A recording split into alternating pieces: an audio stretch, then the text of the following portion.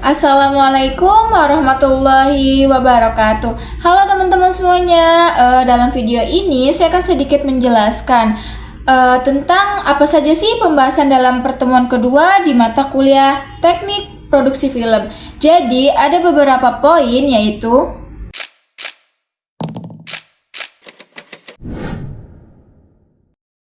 film secara sederhana bisa diartikan sebagai seni melukis gerak dengan cahaya.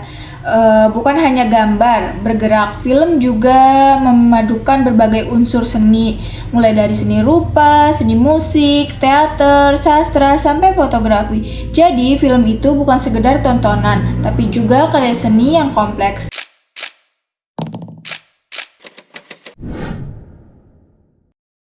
Ada beberapa jenis film yang mungkin sudah sering kita lihat. Yang pertama yaitu ada film cerita atau film fiksi. Biasanya ditayangkan di bioskop dengan alur cerita tertentu. Yang kedua yaitu film berita, yaitu rekaman peristiwa nyata yang punya nilai berita.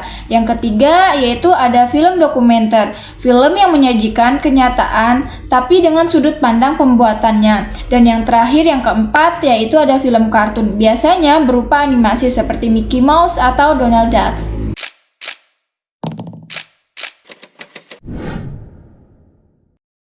Film dokumenter sering dianggap hanya rekaman kenyataan, padahal lebih dari itu. Kalau film berita murni menyampaikan fakta, dokumenter justru memberi interpretasi kreatif dari kenyataan.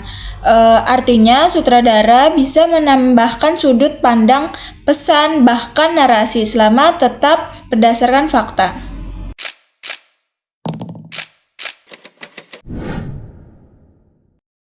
Dimulai pada tahun 1870-an, Edward pernah meneliti gerakan kaki kuda dengan serangkaian kamera. Lalu pada tahun 1882, Julius Mary menyempurnakan teknik itu dengan photographic gun yang bisa merekam 12 gambar per detik. Dan pada tahun 1888, Louis Prince membuat film pertama yang direkam dengan kamera berjudul Round Day Garden Scan. Dan pada tahun 1895, Lumiere bersaudara memperkenalkan proyektor modern dan memutar film non-fiksi pendek, dan dari situlah era film dokumenter mulai berkembang dan dikenal luas.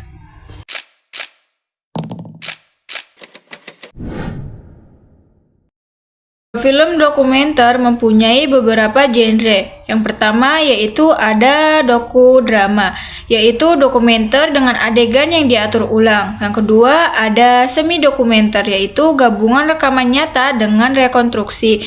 Kemudian ada juga film faktual yang murni menyajikan fakta yang mirip dengan berita. Ada juga film etnografik, biasanya untuk mendokumentasikan budaya atau suku-suku.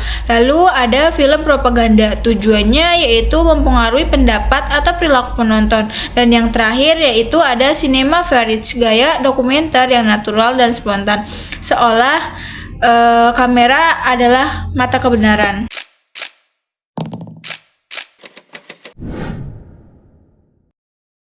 Dalam film dokumenter ada dua unsur utama, yaitu visual dan juga verbal.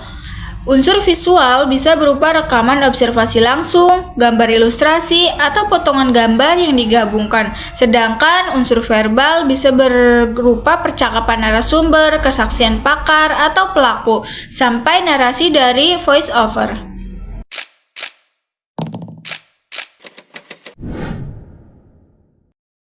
Dalam membuat film dokumenter, kita memiliki 3 tahap. Yang pertama yaitu ada praproduksi. Di tahap ini kita tentukan tema, lakukan riset, membuat outline atau treatment, dan menuliskan statement film. Yang kedua yaitu ada produksi, proses pengambilan gambar dan juga suara. Yang ketiga yaitu ada pasca produksi, di mana semua hasil rekaman diedit agar menjadi sajian yang menarik. Selain itu, kita juga harus siap dengan hal-hal teknik seperti cahaya, lokasi, izin syuting, sampai dana yang cukup.